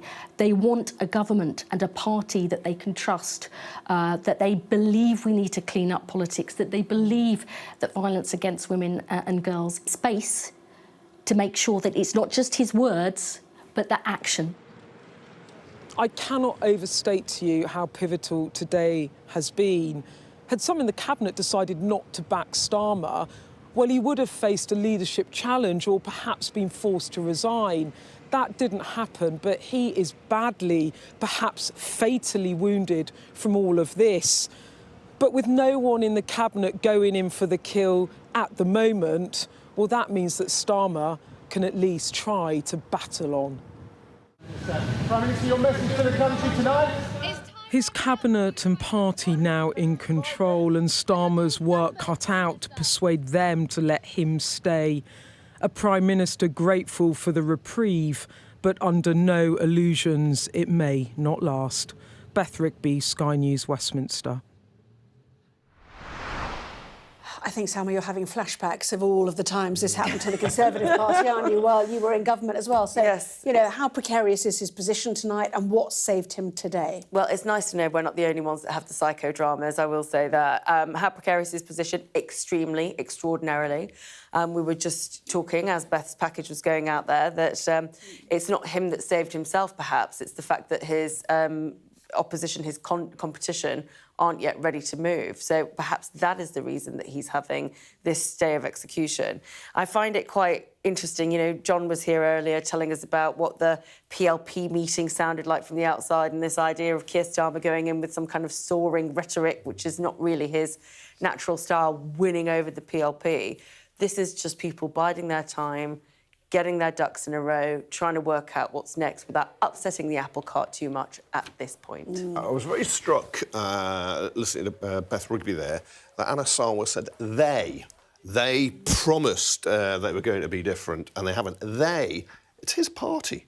He's in the Labour. It's not we. He also said his country was Scotland. Yeah, no, which of course is what it's all about with him. That he's saying, look, my loyalty is to Scotland. It is not to Starmer. It is not to UK Labour. It's to London, as he tries to bolster his forces, because they got a larger share of the vote in Scotland than they did across the UK at the general election, got all those MPs elected, and now he's third in the polls behind Reform as well as the SNP, so he's trying to find his own way back. And it doesn't seem to be coordinated with anybody in the Cabinet, as far as we can tell, at the moment, or other mayors. He's gone and done his own thing. Now, you can just show he's weak if he hasn't got rid of the Prime Minister. You call for him to resign, he's still there. That may not help you when you get to the polls. You were struck with who's actually in control of the narrative now, aren't you? Yes. So the Times says the PM comes out fighting as the Cabinet falls into line. If we just have a quick look at that. And then we can move on to the Eye, which says the mercy of the Cabinet keeps Starmer in power. So is the PM fighting, or was the Cabinet merciful? Yeah, and this is exactly what happens in a situation like this, is that the Prime Minister is now trying to recontrol the narrative and the agenda, and so is setting out the fact that actually, he eyeballed the Cabinet and nobody really moved on this, which means that he's safe at the moment. Whereas the Eye has clearly gotten briefing from, different parts of the Cabinet or different people that were inside that room. And they're saying, actually, no, we chose to give him a stay of execution, and that could have changed at any point. And this is what happens when power starts to shift in Whitehall. This is exactly what happens. There's narrative, there's counter-narrative. And I'm afraid here is the problem for any Prime Minister. Once your authority is challenged in this way, it's only a matter of time It is only a matter of time. Whereas the Daily Mail uses the word that the Cabinet was bounced into giving the PM a stay of execution. Bounced in by who? I mean, I heard one report that Starmer, Lammy were on the phones, presumably to Cabinet. It'll be Well, down we saw the that street. stream of messages coming out. Everybody's got to put out a statement. Then you have to decide how gushing will your statement be, how quickly will you put it out. Actually, will you put it out? But if you don't put it out, then that's open defiance. But would the Prime Minister be strong enough to sack you? But then your colleagues may not thank you for drawing attention to yourself. Well, it is. But really, just looking at the Times in the eye, as a journalist, you just look at it because you know all the facts are the same. It's the same story, but it's which facts do you think really matter? So in the Times, it's the Cabinet falls into line. Yeah. In the Eye, it's the mercy of the Cabinet. Absolutely fine. You pay money and you make your choice. Pay £3.20 in the Times, it's the PM coming out fighting. You pay £1.10 and it's the Eye and it's the mercy of the Cabinet. But, you know, sometimes it's the politics of a paper too. Sometimes it's your sources who you know, whether you like the Prime Minister or dislike the Prime Minister, or whether you're in somebody's West Street or Angela Rayner's camp. So just get your information. In one yes or no, safe till after the May elections now, do you think, or anything can happen? Yeah, still? the day after. Yeah, I think so. Yeah. Salma? Reasonably safe until May. Could happen before then. OK. Yeah, good. I mean, no. I was just, a lot of Harold Wilson's long weeks in politics when Harold Macmillan's unpredictable events occur. Yeah, events du bois, etc. And decisions they've made, U-turns, etc. Anyway, lots more still to come in the next part of our programme. And American news anchor Savannah Guthrie has released another desperate plea to the people believed to have abducted her mother. We'll get the latest on that.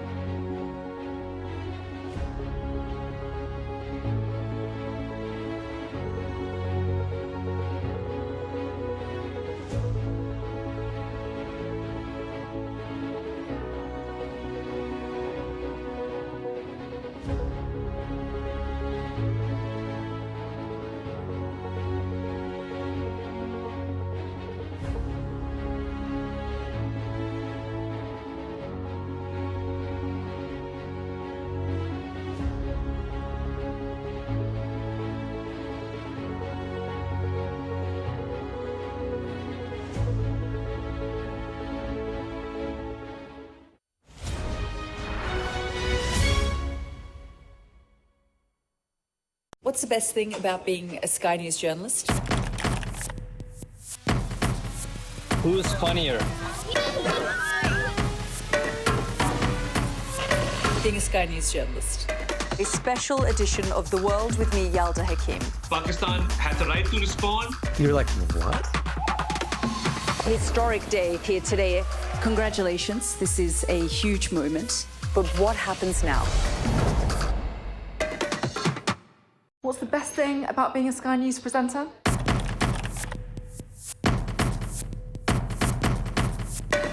We've done the work and the reading, so you don't have to. Being a Sky News presenter. Hello and welcome. Westminster, the heart of British politics. I'm so sorry about what happened to you. So what on earth is going on? It's not true. Can I tell you what I think? It's really unusual. Mornings with Ridge and Frost. Let's crack on. Let's get started. The best thing about being a Sky News journalist? I'm going to take you behind the scenes here for Election Night Live. They have gone up and up. Being a Sky News journalist. Ed Conway. Sky News, is anyone going to talk to us? Mortgage rates did go up very sharply during your time in office. Here it is. First off, just the scale of what we're looking at. Our data shows it's been happening. Question is why it hasn't been stopped. Well, let's head to the US now and the desperate search for the mother of American news anchor Savannah Guthrie, 84-year-old Nancy. Well, tonight, Savannah has posted a new video online saying her family is at an hour of desperation as a deadline looms for the ransom set by her mother's purported abductors. Hi there, everybody. I wanted to come on and just share a few thoughts as we enter into another week of this nightmare. I just want to say, first of all, thank you so much for all of the prayers and the love that we have felt, my sister and brother and I, and that our mom has felt. Because we believe that somehow, some way, she is feeling these prayers and that God is lifting her even in this moment and in this darkest place. We believe our mom is still out there. We need your help. Law enforcement is working tirelessly around the clock trying to bring her home, trying to find her. She was taken and we don't know where. And we need your help. So I'm coming on just to ask you, not just for your prayers, but no matter where you are, even if you're far from Tucson, if you see anything, if you hear anything, if there's anything at all that seems strange to you, that you report to law enforcement. We are at an hour of desperation, and we need your help. Yes, and Savannah Guthrie desperate to keep this in the public's attention, to keep the investigation going and, get, enforcement authorities looking for her mother. Yeah, it's incredible, and presumably she'll make those videos under advice from the police and people who dealt with hostage takers who must get some horrible kick out of someone's desperation in that. But it's incredible. It's an incredible case. I hope it has a happy ending. But the longer it goes on, the more worried you get. I know, and the sort of pleas for information, even outside of Tucson, I think. All of that is about what else can I do from this helpless position, and I think that's what that clip showed us. It's in a situation like that, she's limited in terms of what she can do. So, all we can hope is that there is, as you say, a safe return. OK, should we take a look at the front pages then, in full? So, taking a look at tomorrow's newspapers, Tuesday's newspapers, kicking off with The Sun. The Sun leading on the news that King Charles has said that he will stand ready to support the police if approached over claims that Andrew Mountbatten Windsor shared confidential reports from his role as government trade envoy with the child sex offender Jeffrey Epstein. It is the same story on the front page of The Mirror with the headline, King will help police, and a similar front page too for the Daily Star. As Kevin pointed out, all three red tops going with this story. In the meantime, the Financial Times is leading on Starmer's defiance against calls to resign, as some allies of the PM have accused Wes Streeting of encouraging the Scottish Labour leader in calling for Starmer to step down. The Telegraph also focusing on this, saying that Starmer allies have accused Wes Streeting of a number 10 coup. On the front of the Metro, how long, suggesting that Starmer's survival in number 10 may be only temporary. The Guardian leading on the Cabinet rallying around Starmer as he told MPs in tonight's meeting that he is not prepared to walk away. The Eye sticking with the same story, suggesting it was the mercy of Cabinet which kept Starmer in power as the endgame nears, as they call it. The Times with a similar headline with the PM comes out fighting as the Cabinet falls into line. And the Express takes the view that the Scottish Labour leader Anna Sarwar's call for Starmer to resign marks the final nail in the coffin for him. While the Daily Mail focuses on the silence from Cabinet for 24 hours before finally rallying around Keir Starmer in support. So 2 stories quite clearly dominating there, both Epstein-related, the fallout, the backwash of that release of those 3 million latest documents really having an impact on the British establishment. But should we go elsewhere and look at the top story in the Financial Times, which is, Kevin, the fate of Jimmy Lai? Yeah, a 20-year sentence. The Foreign Secretary, Yvette Cooper, echoes his son in saying that's tantamount to be a death sentence. And of course, President Trump in the 2024 presidential election said getting his freedom would be a priority. I think the Prime Minister and the Foreign Office now have a huge job on their hands to somehow persuade the Chinese to release him, possibly to come to Britain, because he's going to come. It's going to be a big campaign around him now. Yeah, I mean, already his son speaking today, utterly depressed by this news. His father not in good health. And this the longest sentence handed down under these, democracy restrictions in Hong Kong. Indeed, and this is going to be a real test. If we are talking about Britain's relationship, or as, Mark Carney puts it, the middle powers relationships with China as this new superpower in town, if we are going to trust that relationship, this is going to be a really important test of it as to whether the Chinese government respects and wants a relationship with Britain, or whether they are quite happy to receive Keir Starmer, give assurances, or at least have the discussion on Jimmy Lai, and to then hand a very severe sentence for a draconian law against democracy. OK. Now, big campaign underway really about graduates and, how they pay a debt crisis.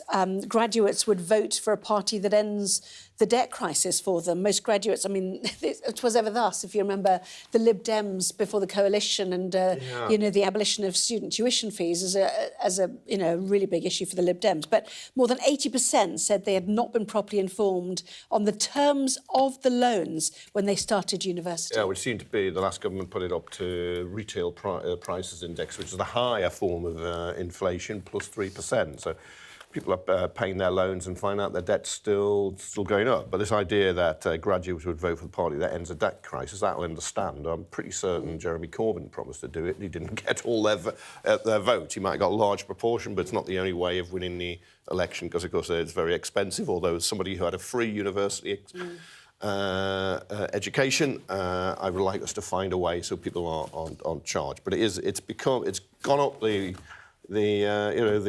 political agenda. It's quite a campaign on it, because people can see how unjust it is. And of course, the charges are becoming so high. I think it's 30 years. Is it 30 years? They're cancelled if you haven't paid, and it seems to be going to be a large number of people who are not going to be paying because they're not going to earn enough. And the suggestion is it simply disincentivises people to climb up the career ladder, because you effectively have to pay more if you do, etc. So something's got to give here. I mean, it's why are the charges and the inflationary measures so high? I think there's 2 things here. One is about the mis-selling, because there is the campaign that the Times is talking about is not just about the structure of this tax.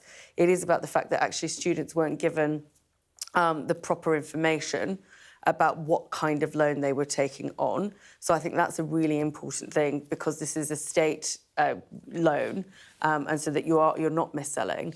There is another aspect to this, which is everything is getting more expensive for graduates, and you're facing, a world of work that might be taken over by AI, as we're constantly told, and those graduate jobs are harder and harder to get. So you've loaded yourself with all this debt, and you might not be able to get into the career of your choice.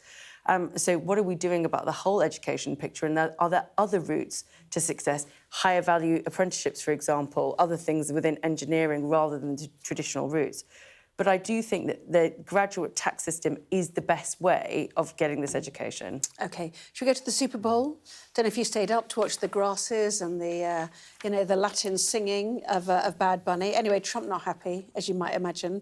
Lady Gaga on stage. Everyone talking about how joyous it was, to be fair. But anyway, what has Mr Trump had to say about it? Because he had his separate party. He did not go this year, did he? No, they said it insulted American greatness. Look, it's such fun. Yeah, it's possibly because the singing was in Spanish. Yeah, no, it wasn't entirely. And so therefore Trump just thinks this is absolutely horrific, ignoring the large number of Hispanic people living in the US. But I mean, he's a real Grinch, isn't he? I mean, he comes earlier and earlier. This Christmas Grinch is Trump. He doesn't get. Everyone else is enjoying themselves, think this is quite interesting, and so on. And really, it's because Mr. Bad Bunny has criticised him in the particularly the ICE immigration raids, and so he's taken umbrage, old Trump. I think it was also interesting, though, the Super Bowl halftime performance is a huge, huge deal, OK? And, you know, I don't think we've got an equivalent in this country of that kind of thing. So the people who organise the Super Bowl are making a commercial choice about who they want. They know Bad Bunny, they know what he said, they know what he stands for. There's a huge market of Latin Americans who probably want to watch football, buy the merchandise, follow their fans. So this is actually a commercial choice. So, you know, the guy who wrote the art of the deal is probably going to understand the Super Bowl is going to make dollar out of this. Well, the guy who had the art of the deal written in his name. Evan, T's and C's. Kevin doesn't want to get a visa to We still like America. We want to go, OK? Don't get us into trouble. I can't just say I don't want extraordinary rendition either. Exactly. Anyway, you know, lots of people suggesting that, you know, if the Bible can be written in English, then so can the Super Bowl halftime show. And everyone's like, Bible wasn't written in English. Anyway, lots more still to come. The next part of our paper, look at the front pages. Got lots more still to come. Back in a moment.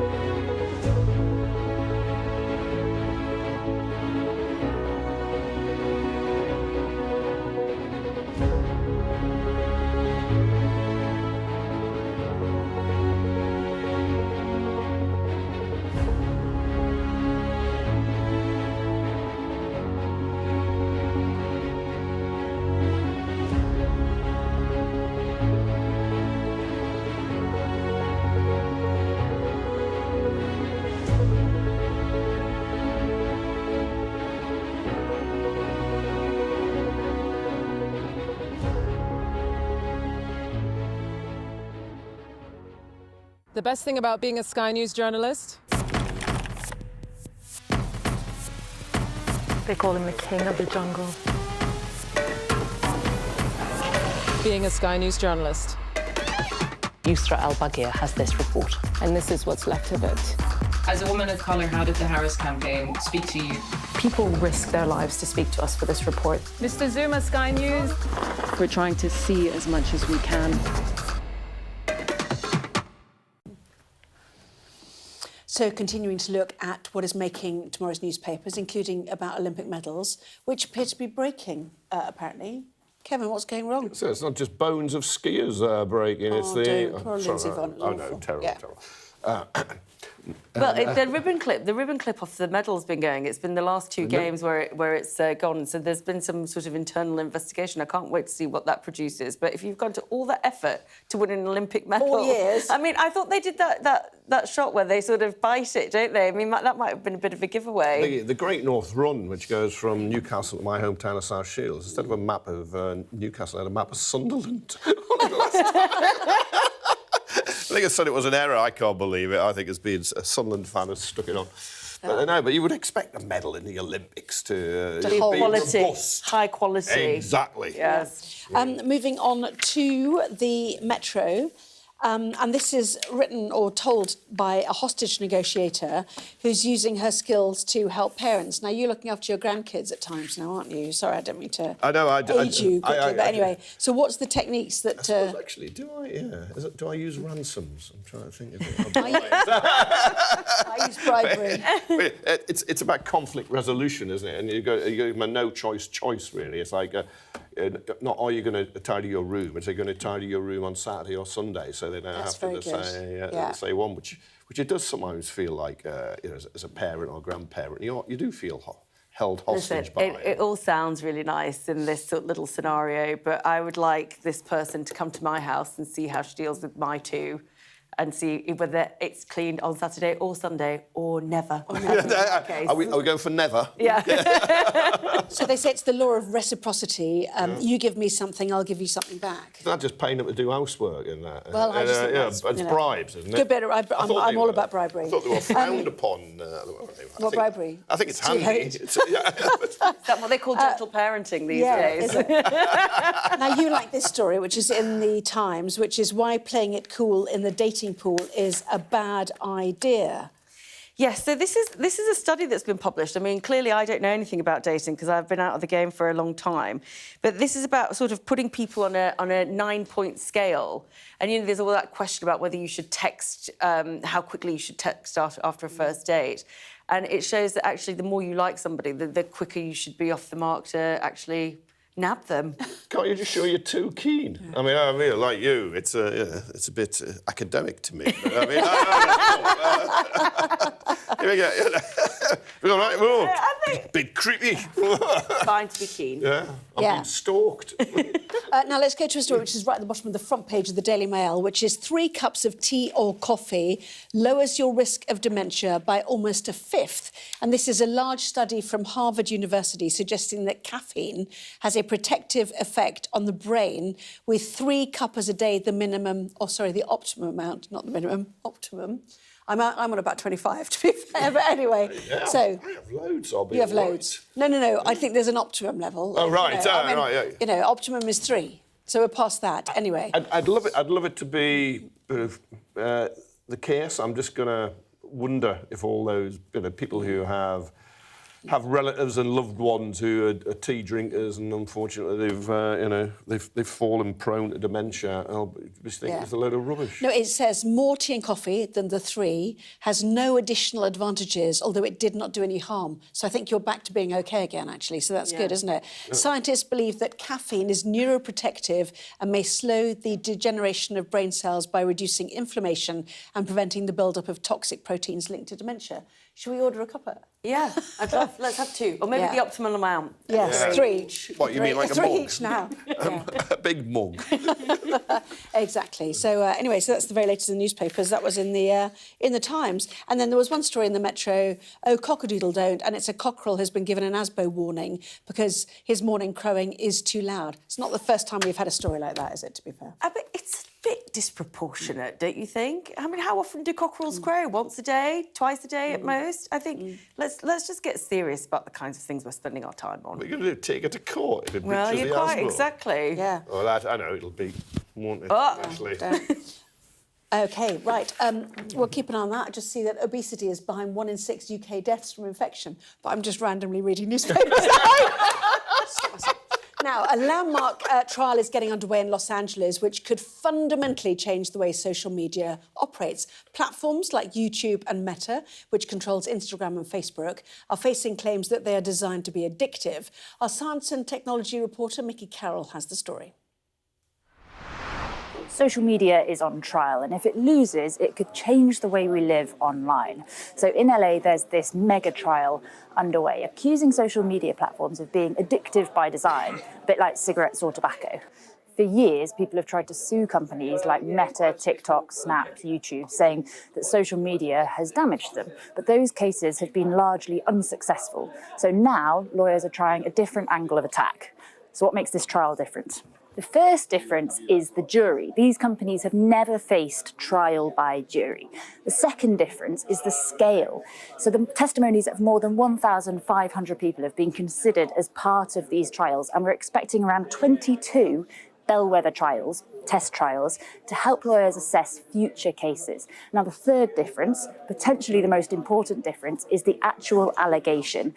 They're not talking here about the content on social media being harmful.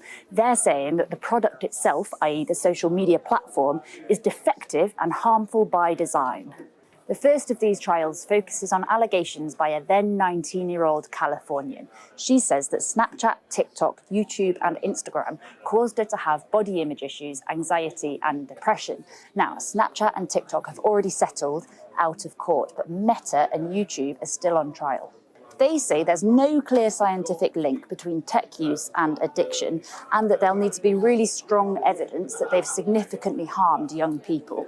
Now, if the social media companies lose, they'll have to pay compensation, but they'll also have to change the way they operate. And it'll pave the way for the scores of other social media trials that are coming their way. Yes, that's the first of a series brought by teens, by schools and by parents. And this idea of it being defective means it comes under a specific law, and they're thinking of it as if it is opioids and tobacco, defectively addictive with devastating consequences.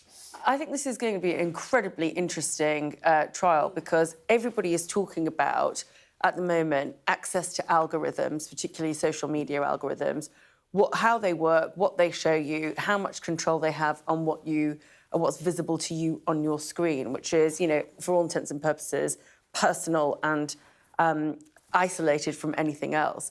So I think the trial and how it goes, not only is it about the addiction, but it will reveal other details about how those algorithms are created and what they are actually designed to do. So I think this is going to be really actually quite seismic. Because it can be very manipulative, and there was a very good piece in the Times last week by the columnist Fraser Nelson, who got into the ex-Twitter algorithm, which is 150 times more likely to take you to conflict than it is to something you like. And you can almost see just setting people against each other, making them angry, getting addictions, and off you go, because the more you use, presumably the more they think they can make money out of you. Very interesting, yeah. I think it's a 19-year-old who starts this one. It is a series. It could see the top execs giving evidence as well, and how they're held to account, we'll have to see. But it's a very interesting series of trials kicking off there in California. Now, scientists have recreated the face of a man who was believed to be a vampire more than 400 years ago.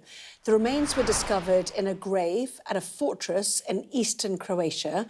The body had been exhumed, beheaded and then reburied face down between heavy stones. Experts believe the posthumous mutilation was an attempt to prevent the man returning from the dead. Well, the face reconstruction was taken on by Brazilian graphics experts using data from a CT scan of the remains to digitally rebuild the skull and facial structure. There he is, along with some speculation about skill and hair colour, of course.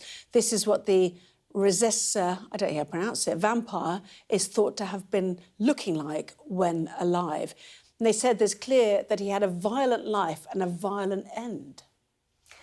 This is utterly fascinating, not only because the technology of how you can reconstruct that face and somebody staring at you from all those centuries ago, but also, you know, the cultural practices and the fact that we can anthropologically discover that actually there was obviously somebody that was beheaded, perhaps for, you know, whatever spooky or So a load of fanatics grabbed their pitchforks, lit their torches, and went and chopped the head off a corpse. Well, but you don't know. But we don't know whether he looked like that anyway, because we haven't got a picture. But whether he was guilty of something or not, as to what, you know, falls from that reaction. You're a bit violent when you're justice, aren't you? Guilty, chop your head off. People just need justice. We don't know what crime he committed. Rough justice. Yeah. What were you saying? I was just being told something about him. So the head was left attached for 40 days after death as part of tradition. Anyway, We used to hang drawn quarter people in our country of the early.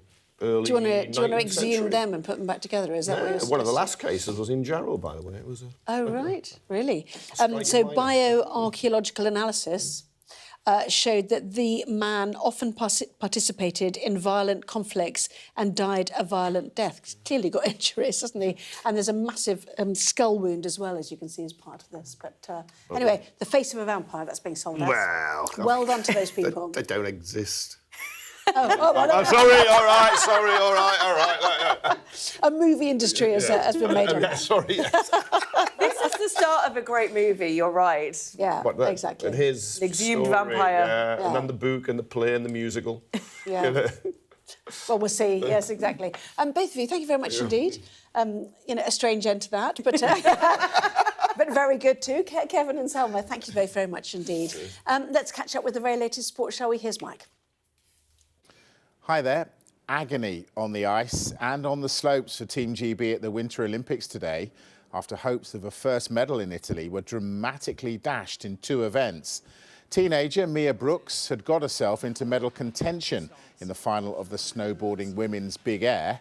This was her second jump, which moved her up to 3rd in the standings. She was cheered on by a number of her British teammates in the crowd. And in her quest for gold, she went big in her final jump. The backside 1620 involves 4.5 full rotations and has never been done in competition before. She was so close to pulling it off. Not quite enough, though, and she had to settle for finishing 4th overall. A similar story for freestyle skier Kirsty Muir. She finished 4th in the women's slopestyle, again by the narrowest of margins.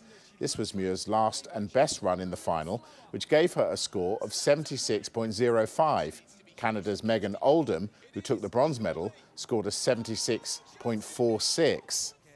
Jen Dodds and Bruce Mowat missed the chance to secure a medal in the curling mixed doubles after a 9-3 defeat by Sweden in the semi-finals.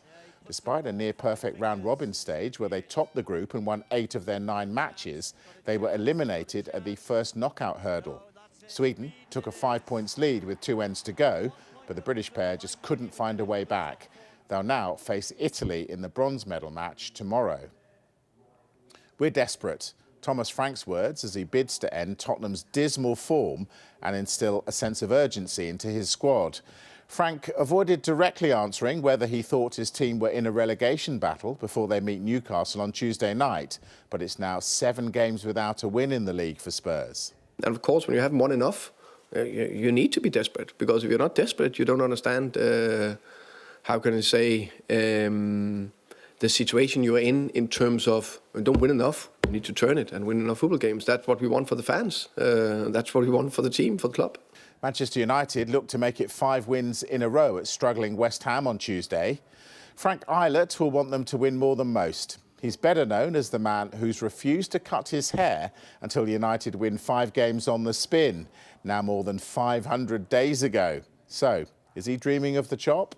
Have you decided what you're going to go for? Is it short back and sides? Is it, you know... Something like that, I think. I mean, to start with, it needs to be kind of cut off in bunches, but then, yeah, I think probably buzz cut all over and start again, start fresh. Middlesbrough have gone top of the Championship after a 6th win in a row. First half goals from Tommy Conway and Riley McGree secured a 2-1 victory away at Sheffield United to leapfrog the long-time leaders Coventry. Well, there's more on those stories, plus the rest of the day's sports news right now on Sky Sports News. I'm back later. Mike, thank you for that. Let's check out the weather now. Dinner under the stars tonight? That reminds me of our travel insurance. You mean All Clear Skies? All Clear Travel Insurance sponsors Sky News weather. So there will be, I'm afraid, further potentially disruptive rain this week, and it'll turn colder towards the weekend with wintry hazards possible. A mostly mild, rather murky start tomorrow with prolonged rain over central Scotland and the southwest of Ireland, and a few mostly light and patchy outbreaks elsewhere. Scotland looks like staying mainly overcast and wet through the morning, while central Ireland and southwestern Britain will see rain moving in with brighter skies following to the southwest. Most other places will remain mainly dry and rather grey. It'll be mild but breezy. Northern Ireland and northern central and southeast England will turn wet later, while the southwest will see heavy and in places thundery showers moving in. Wednesday will bring widespread showers and some more prolonged rain to northern and especially northeastern parts and to the far south later on. Expect snow on the northern Scottish mountains too. Mostly mild though, but windy with a significant wind chill in the colder north. Thursday looks colder for most, with further rain or showers and snow on northern hills. All Clear Travel Insurance proudly sponsors Sky News weather.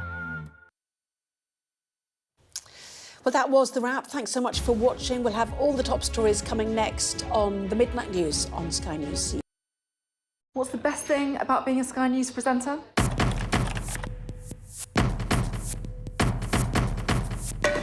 We've done the work and the reading, so you don't have to. Being a Sky News presenter. Hello and welcome. Westminster, the heart of British politics. I'm so sorry about what happened to you. So what on earth is going on? It's not true. Can I tell you what I think? It's really unusual. Mornings with Richard and Frost. Let's crack on. Let's get started.